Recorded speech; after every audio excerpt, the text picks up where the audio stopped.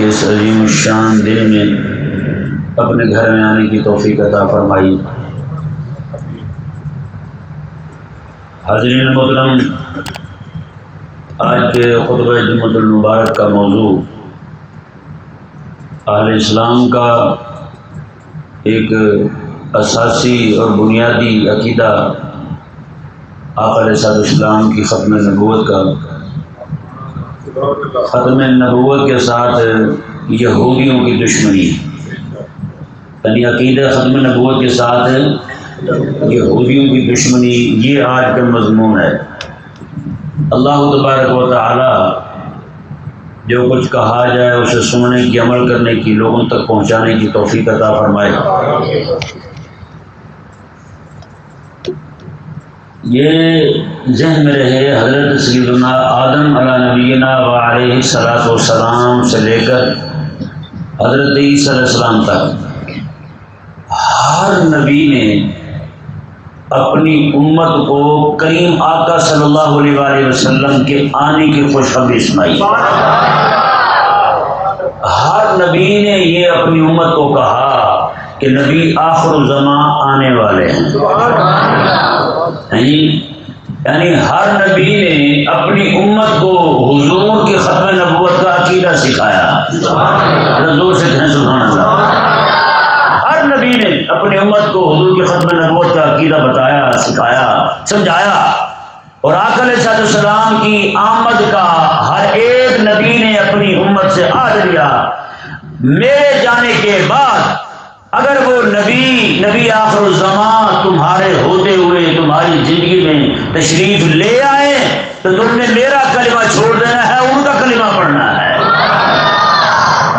بتائیں وہ نبی آخر الزمان صلی اللہ علیہ وآلہ وسلم جن کا ان کے آنے سے بھی ہزاروں سال پہلے اتنے اہتمام کے ساتھ ان کی آمد کا، ان کی ختم نبوت کا عقیدہ اور ان کی آمد کا پرچار ہو رہا ہے، اور پرچار کرنے والے کو معمولی بندے نہیں ہیں، رب تعالیٰ کے چنیدہ اس کے پیغمبر ہیں، اس کے نبی ہیں، وہ حضور کی ختم نبوت کا عقیدہ بیان کر رہے ہیں۔ حضرت آدم علیہ السلام جنت سے زمین پر تشریف لائے، آپ پریشان ہیں، دل نہیں لگ رہا، ظاہری بات ہے، بندہ ایک جگہ رہتا ہو، وہاں سے اسے اٹھا کر کے کسی اور جگہ بھیج دیا جائے تو دل نہیں لگتا اس کا، نہیں سمجھ آتی۔ تو یہ دیکھ لیں، کئی لوگ کہیں جائیں تو کہتے ہیں مجھے اوپری جگہ پر نیند نہیں آتی ہیں، حالانکہ وہ جس جگہ رہ رہا ہے وہ بھی زمین پر، جو اوپری ہے وہ بھی زمین پر، ماحول وہ بھی وہی،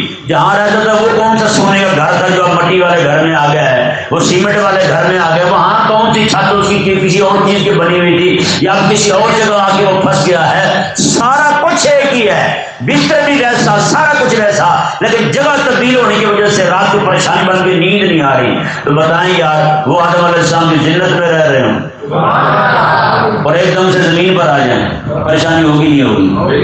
حضرت آدم علیہ السلام پریشان ہیں، اللہ تبارک و تعالیٰ نے حضرت سیدنا جبریل امین علیہ السلام کو بھیجا۔ جبریل امین علیہ السلام زمین پر آئے اور آ کر آدم علیہ السلام کے پاس کھڑے ہو کے اذان پڑھی۔ کیا پڑھا؟ اذان۔ آج لوگ کہتے ہیں موسیقی روح کی غذا ہے۔ پریشان تھا، بس فلم دیکھ رہا ہوں، پریشان تھا، بس ڈرامہ دیکھ رہا ہوں۔ میں نے کہا تو ذرا غور کر لے، تیرا دل مومنوں والا نہیں، کیونکہ مومنوں کا دل پریشان ہو تو رب قرآن میں فرماتا ہے الا بذکر اللہ تطمئن القلوب، مومن بندے کا جب دل پریشان ہوتا ہے تو مطمئن صرف رب کی یاد سے ہی ہوتا ہے، بس اس کے علاوہ کہیں اس کے دل کو تسکین نہیں مل سکتی، نہ سکون مل سکتا ہے، نہ اسے عافیت مل سکتی ہے، ایک رب سونے کا ذکر ہے بس۔ یعنی حضرت سیدنا آدم علیہ السلام، جبریل امین علیہ السلام نے آ کر اذان پڑھی۔ بتائیں یار، یہ وہ جبریل ہیں جنہوں نے مسجد اقصیٰ میں حضور جب وہاں تشریف لائے، سارے نبی وہاں ہیں، وہاں بھی انہوں نے اذان پڑھی تھی، جس امام الانبیاء کے مؤذن اتنے سونے ہوں، جس امام الانبیاء کے اذان دینے والے جبریل امین علیہ السلام ہوں، اذان پڑھی، پھر اقامت کہی، پھر آقا علیہ السلام کا ہاتھ پکڑ کے جبریل امین علیہ السلام نے حضور کو مصلی پر کھڑا کر دیا۔ بتائیں، سارے نبی آ چکے تھے، آخر میں امام آئے. سارے نبی آ چکے تھے، آخر میں امام آئے. تو حضرت جبریل امین علیہ السلام نے اذان پڑھی نا جی، وہ اذان سارے نبیوں کے دور والی جو اذان ان کے دور میں جو بھی ان کا حساب ہوگا، جس طریقے سے بلاتے ہوں گے نماز کے لیے جمع کرتے ہوں گے، وہ والا طریقہ نہیں تھا. اذان نے اس حبیب کے نام کی پڑھی جس حبیب نے ابھی آنا تھا.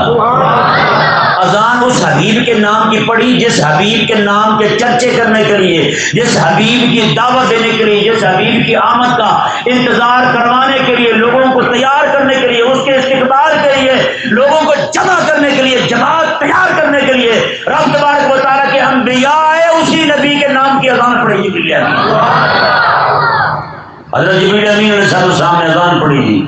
اللہ اکبر اللہ اکبر پڑھ لیا، اشہد ان لا الہ الا اللہ بھی پڑھ لیا. آگے پتہ کیا پڑھتے ہیں؟ اشہد ان محمد رسول اللہ. یہ جب پڑھنا جبریل امین علیہ السلام نے اذان ختم ہوئی، حضرت آدم علیہ السلام کہتے ہیں یہ کون ہے؟ اور جن کے بارے میں تو کہہ رہا ہے کہ یہ محمد اللہ کے رسول ہیں، یہ کون ہے؟ ان کا تعارف تو کرواؤ. حضرت جبریل امین علیہ السلام کہنے لگے یہ آپ کی اولاد میں سے ہیں اور سارے نبیوں کے امام بن کے آنے والے ہیں. آپ کی اولاد میں سے ہیں، سارے نبیوں کے امام بن کے آنے والے ہیں. حضرت شیش علیہ السلام آدم علیہ السلام کے سگے بیٹے، پوتے نہیں، نواسے نہیں، سگے بیٹے. آج حضرت شیش علیہ السلام انہیں آپ نے پتہ کیا فرمایا؟ حضرت سیدنا آدم علیہ السلام نے، نہ بیٹا باقی بھی کام کرتے رہنا لیکن آخری نبی کی ذات پہ درود نہ بھولنا. آخری نبی کی ذات پہ درود نہ بھولنا. حضرت شیش علیہ السلام کہتے ہیں ابا حضور وہ کون ہے؟ کہا بیٹا وہی تو ہیں جب آپ کی اماں پیدا ہوئی اللہ تعالیٰ نے ان کی تخلیق فرمائی میری بائیں پسلی سے، تو میں ان کو ہاتھ لگانے لگا. رب نے فرمایا آدم پہلے مہر دے، پہلے مہر دے پھر ہاتھ لگانا اسے. میں نے عرض کیا مولا جنت بھی تیری، سارا کچھ تیرا، میرا کچھ ہے ہی نہیں، تو کیا مہر دوں؟ رب تبارک و تعالیٰ نے فرمایا میرے حبیب کی ذات پہ 10 بار درود پڑھ دے، تیرا مہر ہو جائے گا. تیرا مہر ہو جائے گا. اب یار حیرانگی کی بات ہے، ذرا سوچنے کی بات ہے. ہم درود پڑھتے ہیں نا، اللہم صلی علی محمد، اے اللہ درود بھیج محمد پر، نہیں محمد پر. یہ قرآن اس پھٹی پر ہے، یہ ہے تو قرآن کو پر کہہ رہے ہیں. یہ امامت سر پر ہے، یہاں سے سر نکل جائے تو یہ کہیں گے امامت سر پر ہے، یعنی نیچے ماننا پڑے گا نا کچھ. تو جب بندہ یہ کہہ رہا ہے اللہم صلی علی محمد، مولا درود بھیج محمد کریم پر، تو حضور نہیں تھے تو درود کس پر؟ حضور اس وقت بھی تھے، عالم ارواح میں حضور تشریف فرما تھے. ہمارے علماء نے لکھا آ کر عالم ارواح میں رہ کر سارے انبیاء کی تربیت فرمایا کرتے تھے. ہاں عالم ارواح میں رہ کر، یہ کوئی چھوٹی بات نہیں ہے.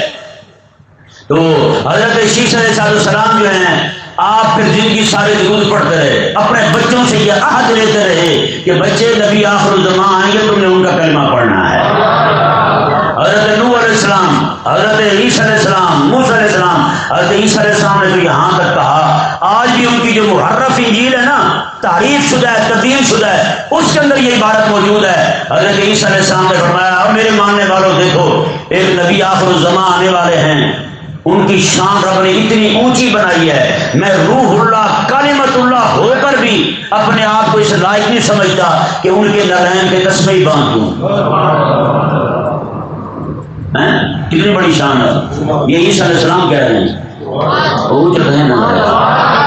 یار جس نبی کی بارگاہ کی شان اتنی اونچی ہو، ان کے نالین کو عیسیٰ علیہ السلام اپنے آپ کو اس لائق نہ سمجھے، ان کے نالین کو میں ہاتھ ہی لگا جاؤں. آج اس حبیب کی بارگاہ میں کھڑے ہو کے نعرے مار رہے ہیں فلانا ٹوٹا، فلانا چور، فلانا چور. اس حبیب کی بارگاہ میں کھڑے تو بکواس کر رہے ہیں. بتائیں بھائی کسی کا چور ہونا یہ بڑا جرم ہے یا اس کا ختم نبوت کا ڈاکو ہونا بڑا جرم ہے؟ بولتے کیوں نہیں تسی؟ ڈاکو ہونا، ختم نبوت کا ڈاکو ہونا، اور اس بندے کا چور ہونا، مال چوری کرنا یہ بڑا جرم ہے یا اس بندے کا غازی اسلام ممتاز قادری کو شہید کرنا بڑا جرم ہے؟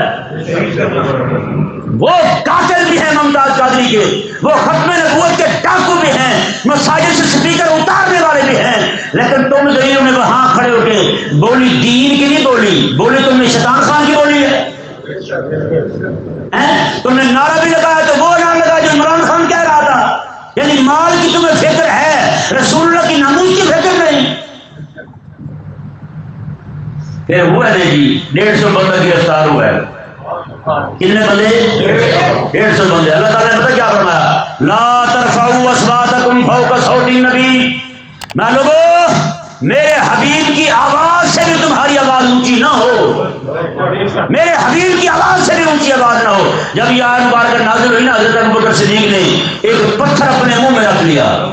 پتھر منہ میں رکھ لیا. کیوں؟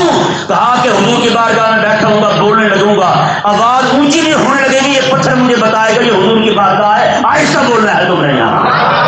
جب یہ آیت مبارکہ نازل ہوئی، حضرت سیدنا عمر رضی اللہ تعالیٰ عنہ جیسا بندہ، جری اور بہادر اور شجاع بندہ، آقا علیہ السلام کی بارگاہ میں اتنا آہستہ بولتے ہیں. کریم آقا علیہ السلام فرماتے ہیں عمر کہو کیا کہہ رہے ہو، دوبارہ کہو نا کیا کہا ہے تم نے، اتنا آہستہ بولتے ہیں. حضرت سیدنا مولا علی رضی اللہ تعالیٰ عنہ جب یہ آیت مبارکہ نازل ہوئی، حضرت مولا علی رضی اللہ تعالیٰ عنہ گھر کا دروازہ تھا لکڑی کا، اس وقت لوہے کے دروازے تو تھے نہیں، لکڑی کے دروازے ہوتے تھے. مولا علی رضی اللہ نے وہ دروازے اکھیڑ دیا، کپڑا لٹکا دیا. کسی نے پوچھا آپ نے یہ کیا کیا؟ دروازہ اکھیڑ دیا ہے. تو میں یار ڈر لگا مجھے، رب نے قرآن میں کہہ دیا ہے تمہاری آواز حبیب کی آواز سے اونچی ہو گئی، تمہارے اعمال برباد ہو جائیں گے. مجھے ڈر لاحق ہوا کہیں یہ نہ وہ حضور بیٹھے کلام فرما رہے ہوں اور میں دروازہ کھولوں، اس کی چین کی آواز حضور کی آواز سے اونچی ہو جائے تو کیا جواب دوں گا میں؟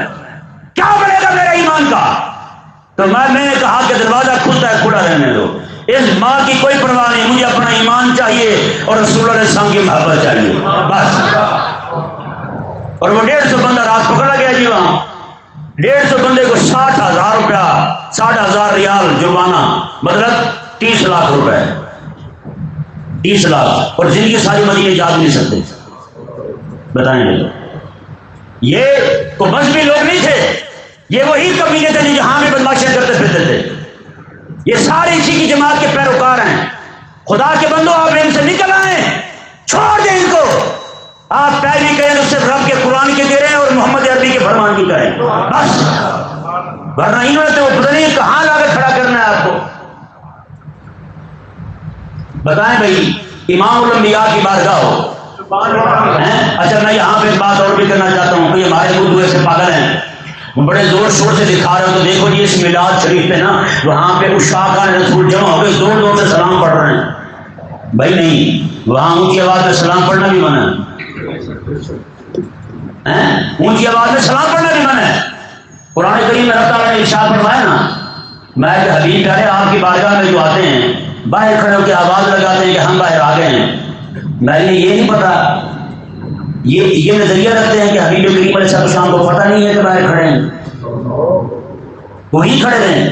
ہمارے علماء نے لکھا ہے میں کہ مدینہ شریف بندہ چلے جائے جہاں بیٹھ کے حضور کی طرف منہ کر کے نماز پر درود پڑھ دے نا، میں وہ حضور کے معجزے کے سامنے کھڑا ہوا ہے بندہ، حضور کے معجزے کے سامنے. اور ہمارے علماء نے یہاں تک لکھا پوری مسجد نبی حضور کا مواجہ ہے، جہاں بھی کھڑے ہو کے پڑھے گا حضور کی توجہ تمہاری طرف ہی ہو جائے گی. تو پھر یار ہمارے بزرگ تھے مدینہ شریف گئے، وہ کتنا عرصہ مدینہ رہے یار، مدینہ رہے کتنا عرصہ، مسجد نبی کے اندر بھی گئے، مسجد نبی کے اندر داخل نہیں ہوئے، باہر ہی بیٹھے رہے باب السلام کے پاس، وہی بیٹھے رہتے تھے، وہی رہتے، وہی نماز پڑھتے، وہی ذکر فکر، وہی درود پڑھتے. کسی نے کہا کہ آپ اندر کیوں نہیں جاتے؟ پتہ کیا کہنے لگے؟ کہنے لگے اندر جانا باہر کو مقام ہوتا ہے، کتے باہر دروازے پہ اچھے لگے. اور یہ ان کو پتہ ہے کس نے پیادہ بنا دیا، کس نے گستاخ بنا دیا. تم اپنی ذاتی دشمنی وہاں ذاتی ان کی بھی نہیں ہے، کن کی ہے وہ سب کو پتہ کن کی ہے. وہ حکمرانوں کی دشمنیاں اور کمینے دلیل یہ ہو رہے ہیں، ایمان اپنا یہ برباد کر رہے ہیں۔ اس آیت مبارکہ اگر میں حصہ دیکھیں آپ قرآن میں کیا فرماتا ہے آپ دیکھیں، اللہ تعالیٰ نے ارشاد فرمایا ان تحبط اعمالکم وانتم لا تشعرون، اگر تمہاری آواز میرے حبیب کی آواز سے اونچی ہو گئی تمہارے سارے اعمال زندگی کے برباد ہو جائیں گے، اور وانتم لا تشعرون، تم پاگل بھی ہو جاؤ گے، تمہیں شعور بھی نہیں رہے گا، پھر سمجھ نہیں ہوگی ہمارے ساتھ کیا بنا، یہ ذہن میں رہے۔ علماء فرماتے ہیں یہاں جو اس کی نیکیاں برباد ہو رہی نا، فرمایا تمہارے سارے اعمال برباد ہو جائیں گے، یہ اس بات کی طرف اشارہ ہے کہ تمہاری آواز میرے حبیب کی آواز سے اونچی ہو گئی تو مومن نہیں رہو گے، کافر ہو جاؤ گے۔ یہ حکم آج بھی ہے، آج بھی یہ حکم اسی طرح ہے۔ حضرت عائشہ پاک رضی اللہ تعالیٰ آپ گھر میں تشریف فرما ہے، کوئی مائی صاحب اپنے گھر میں کل ٹھوک رہی تھی، اس طرح آواز آ رہی تھی، آپ نے پیغام بھیجا، میں تمہیں خیال نہیں آتا رسول اللہ کی بات کرنے، یہ تو حضور کی وفات سے کے بعد کی بات ہے، حضور کا وصال ہو گیا بعد کی بات ہے، یہ بعد میں بھی امت نے اسی طرح ادب کیا یار۔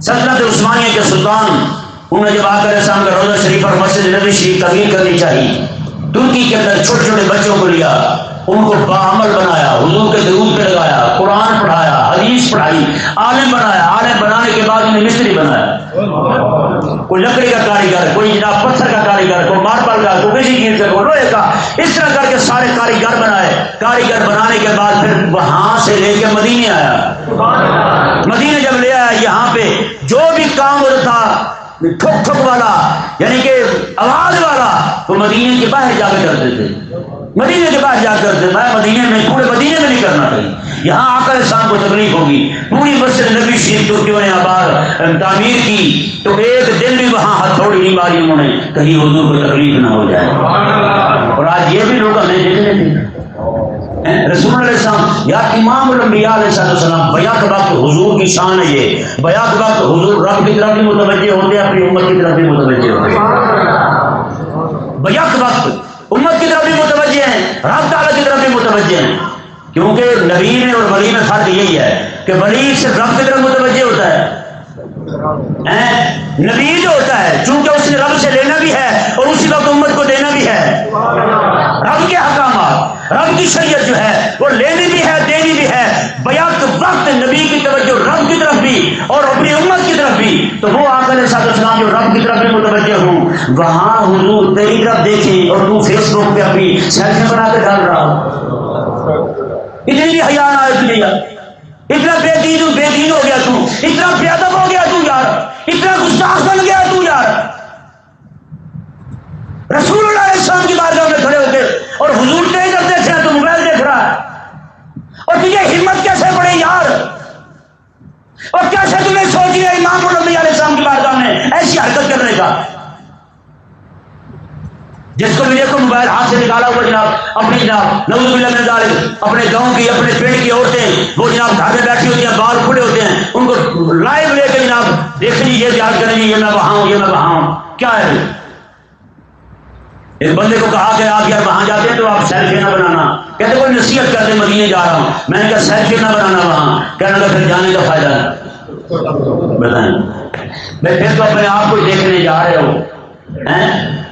حضرت سیدنا بائی علی بستانی رحمہ اللہ آپ مکہ شریف گئے، واپس آئے بڑے پریشان ہیں، دوسری بار پھر گئے، واپس آئے پھر کوئی پریشانی کم ہوئی لیکن پریشان آتی ہیں، تیسری بار گئے واپس آئے، آپ خوشی کی انتہا نہیں ہے، لوگ خادموں نے پوچھ لیا حضور یہ کیا ہے، میں میرے ساتھ عجیب معاملہ پیش آیا ہے، پہلی بار گیا ہوں مجھے کعبہ نظر آیا ہے، میں نے کہا مولا میں صرف کعبہ ہی دیکھنے آیا تھا،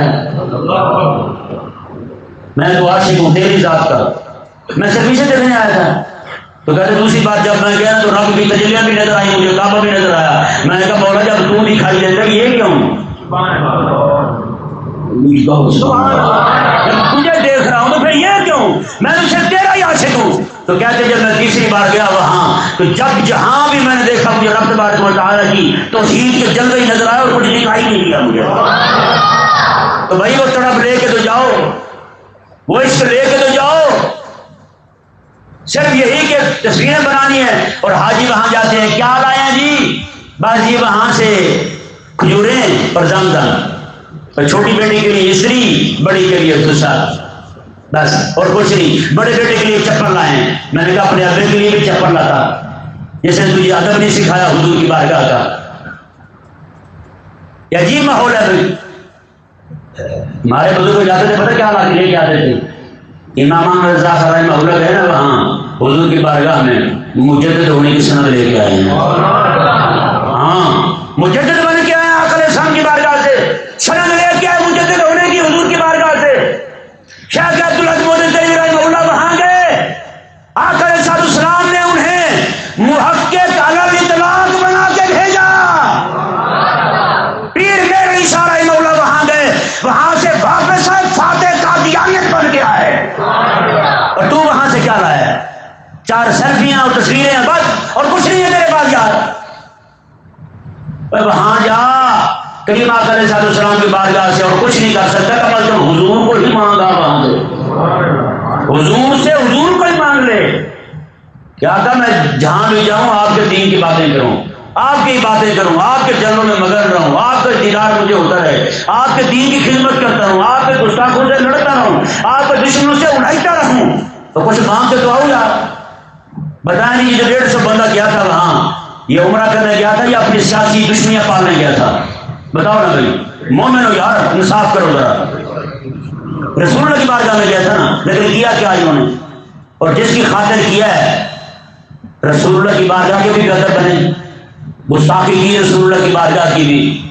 جس کو کہہ رہے ہیں وہ بھی انہی جیسا ہے، دین دشمن ہے. وہ بھی جو کہہ رہے ہیں وہ بھی دین دشمن ہے. بتاؤ پھر لینے کیا گئے تھے تم وہاں؟ کیا لینے گئے تھے تم؟ پاکستان کے بندہ مدینہ شریف گیا، ایک بزرگ فرماتا ہے 20-30 سال کا عرصہ میں اسے دیکھتا رہا. مدینے کی سرحد جو ہے نا، حرم کی سرحد، اس سے باہر ہی رہا، باہر رہا، اندر نہیں گیا. کہتے میں نے ایک دن اسے پوچھ لیا، یار تم وہاں سے یہاں آئے ہو، اتنے عرصے سے رہے ہو، حضور کی بارگاہ میں کیوں نہیں جاتے؟ وہ کہتے جی کسی زمانے میں چوری کرتا رہا ہوں. توبہ تو کر لی ہے، پھر ڈر آتا ہے حضور کے سامنے کیسے جاؤں کہ حضور آپ کی امت کی جیبوں پہ ہاتھ ڈالتا رہا ہوں میں. کہتے وہی شرح مجھے اندر جانے نہیں دیتی، کیسے جاؤں حضور کے سامنے. اور یہاں ختم نبوت پہ ڈاکا اور جا رہے ہیں عمرہ کرنے. رسول اللہ علیہ السلام کے غلام ممتاز قادری کو پھانسی اور جا رہے ہیں جناب السلام لے کے رسول اللہ پڑھ رہے ہیں. کمال بٹھائی ہے آپ کی. دنیا میں بے حیا دیکھے ہیں بہت، اور سبقت لے گئی سب سے بے حیا کی. عجب بے حیا ہیں آپ. اور وہ بھی، اور جو دوسرے ان کے نعرے لگا رہے ہیں وہ بھی، سارے کے سارے شامل. بھائی سمجھ آ رہا ہے مسئلہ نہیں آ رہا؟ رب تبارک و تعالیٰ پتہ کیا فرمایا آگے؟ رب تعالیٰ نے ارشاد فرمایا وَأَنْتُمْ لَا تَشْعُرُونَ، تمہارے اعمال برباد کر دوں گا اور تمہیں پتہ بھی نہیں چلے گا. تم سے شعور بھی چھین لوں گا، تم پاگل ہو جاؤ گے. یہ واحد مقام ہے جہاں پہ بے ادبی ہو تو رب تبارک و تعالیٰ پاگل بھی کر دیتا ہے. مطلب کیا ہے؟ رب فرماتا ہے میں تمہیں سمجھ نہیں آنے دوں گا کہ تم نے میرے حبیب کی بارگاہ کی بے ادبی کی ہے. سمجھ آئے گی تو بندہ توبہ کرے. ہے یہ نہیں؟ چوری کرے سمجھ آ جاتی ہے چوری کر رہا ہوں، ڈکیتی کرے سمجھ آ جاتی ہے ڈکیتی کر رہا ہوں، زنا کرے سمجھ آ جاتی ہے ڈکیتی زنا کر رہا ہوں. بندے کو ندامت بھی ہوتی ہے، مومن ہو تو ندامت بھی ہوتی ہے، شرمندہ بھی ہوتا ہے. گناہ کرتا ہے، چوری کرتا ہے، ڈکیتی کرتا ہے، زنا کرتا ہے، چغلی کرتا ہے، غیبت کرتا ہے، حرام کاری، حرام خوری، بدکاری، جو بھی کرے اس بندے کو سمجھ ہوتی ہے میں گناہ کر رہا ہوں. اللہ تعالیٰ نے یہ واحد گناہ ایسا ہے میں پتہ بھی نہیں چلنے دیتا. میرے حبیب کی بات ہے وہ کون سی بے ادبی، کون سی گستاخی کہ میرے حبیب کی آواز سے اونچی آواز کرنا. جس کی آواز اونچی ہو گئی رب تعالیٰ نے احبط اعمالکم، تمہارے سارے اعمال برباد، کچھ نہیں بچے گا تمہارا.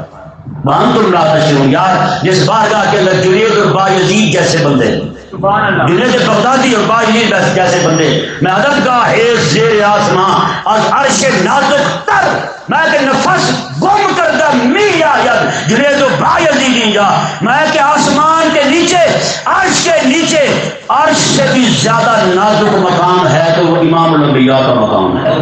حضور کی بارگاہ رب کے عرش سے بھی زیادہ نازک مقام ہے. کہتے یہ وہ مقام ہے یہاں پہ جنید البایزید جیسے بندوں کو ہم نے اپنی آنکھوں سے دیکھا ہے. وہ جب آتے تھے سانس اپنی روک کے آتے تھے، اتنی دیر حضور کی بارگاہ میں کھڑے رہے سانس بند رہی، کہیں یہ نہ اس سانس کی آواز سے حضور کی بارگاہ کی بے ادبی ہو جائے. امام اعظم ابو حنیفہ رضی اللہ عنہ میرے اور آپ کے امام ہیں، امام ابو حنیفہ رضی اللہ عنہ، آپ مدینہ شریف کے صرف 11 دن مدینے میں رہے، صرف 11 دن مدینے سے جا رہے ہیں واپس کوفے کی طرف، لوگوں نے پکڑ لیا، پوچھ لیا آپ کتنے بڑے امام ہیں، یہاں آئے تھے ہم آپ سے سیکھ رہے تھے، آپ جا کیوں رہے اتنی جلدی؟ صرف 11 دن مدینے کے لیے، بس رسول اللہ صلی اللہ علیہ وسلم کے ساتھ محبت کا یہ معیار ہے، آپ صرف 11 دن رہے۔ امام اعظم ابو حنیفہ رضی اللہ عنہ نے پتہ کیا فرمایا؟ آپ نے فرمایا 11 دن ہو گئے میں نے نہ کچھ کھایا ہے نہ میں نے پیشاب کیا ہے، 11 دن ہو گئے کہ رسول اللہ صلی اللہ علیہ وسلم کے شہر کے اندر جس شہر میں حضور آرام فرمایا وہاں میں یہ گند مارتا ہوا چلتا ہوں۔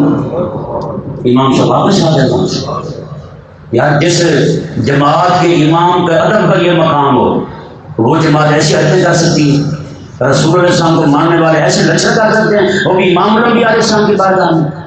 میں حقیقت کہتا ہوں آج پوری امت کو توبہ کرنے کی ضرورت ہے، ہم بادر نہیں رہے رسول اللہ صلی اللہ علیہ وسلم کی بارگاہ کی، ہمارے پاس ادب نہیں رہا کئی ماں علیہ السلام کی بارگاہ ختم نبوت کا۔